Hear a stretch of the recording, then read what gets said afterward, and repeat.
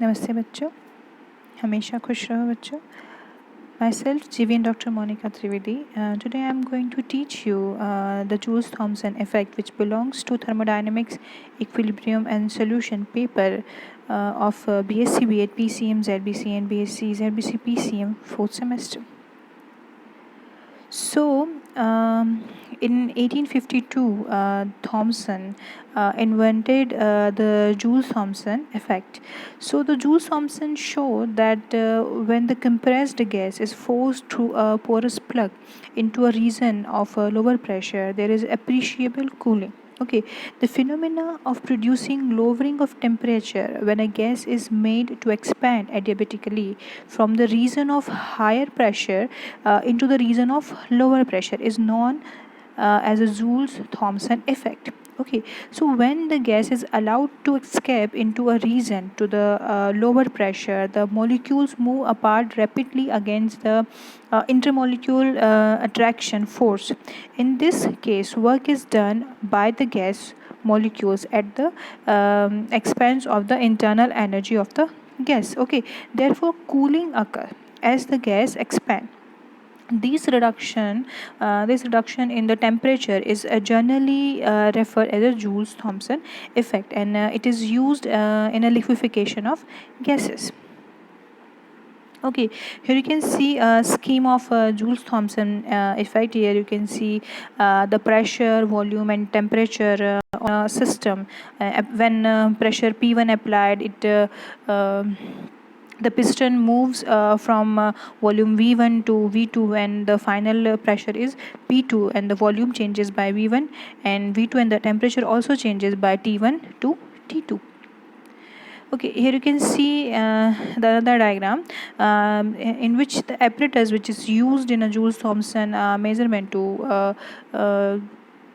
the measure the temperature change on the expansion of a given volume of the gas is explained in this figure.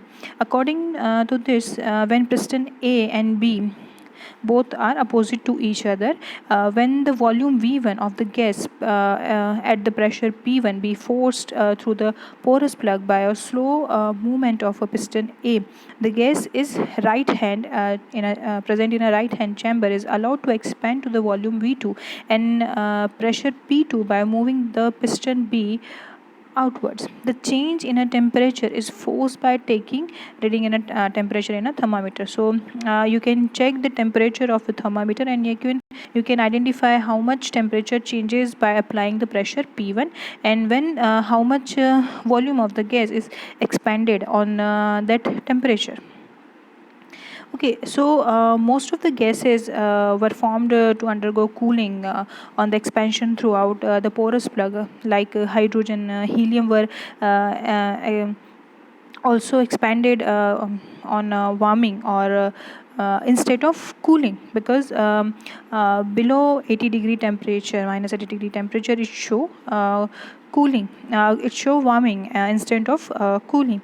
So the work done on the gas, the piston by the piston A is P1 V1, and the work done by the gas at the piston P is P2 V2. Hence, the net work done is equal to, if we calculate the total work, the W is equal to P2 V2 minus P1 V1. So we know as a first law of thermodynamics, del E is equals to Q minus W, internal change in internal energy, and W is a work. Okay, so from first law of thermodynamics, we can put here the value of W. As you know, if we calculate del E is equals to E2 minus E1, change in internal energy. So it is equals to E2 minus E1 is equals to minus W, or is also equals to minus P2 V2 minus P1 V1. So we can put this value like because Q is 0 here, so we have to put only the value of W. So the equation, the remaining equation is E2 minus E1 is equals to minus P2 V2 minus P1 V1, or we can write it E2 plus P2 V2 and E1 plus is equals to E1 plus P1 V1.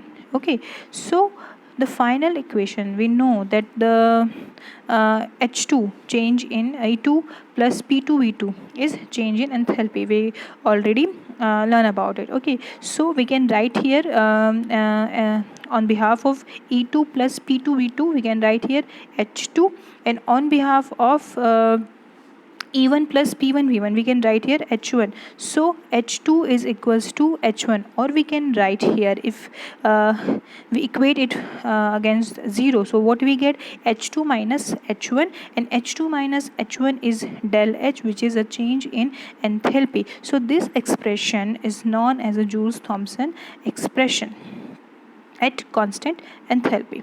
Okay, so what is Joule-Thomson coefficient?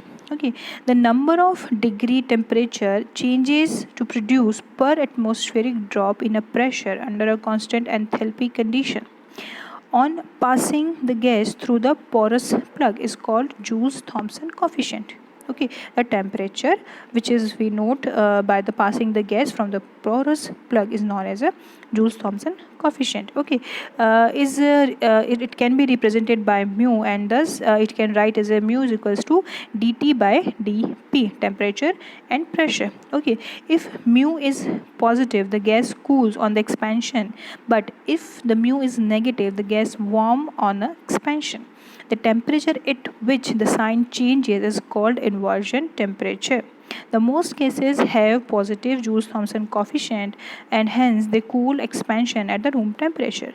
Thus, the liquefaction of gases is accomplished by a succession of a Joule-Thomson expansion. But the inversion temperature for H2 is minus 80 degrees centigrade. Above the inversion temperature, mu is negative. Thus, at the room temperature, hydrogen warms on the expansion, except cooling. Okay, hydrogen must first be cooled below minus 80 degrees centigrade with a liquid nitrogen, so that it can be liquefied by further Joule-Thomson expression, and same behavior shown by the helium gas also. So this is all about Joule-Thomson Fe coefficient. Thank you very much. This session powered by digital version 2.0 Jyoti Vidyapeeth Women's University. I hope you satisfy with my session. If you have any query, please let me know in a comment box. Thank you.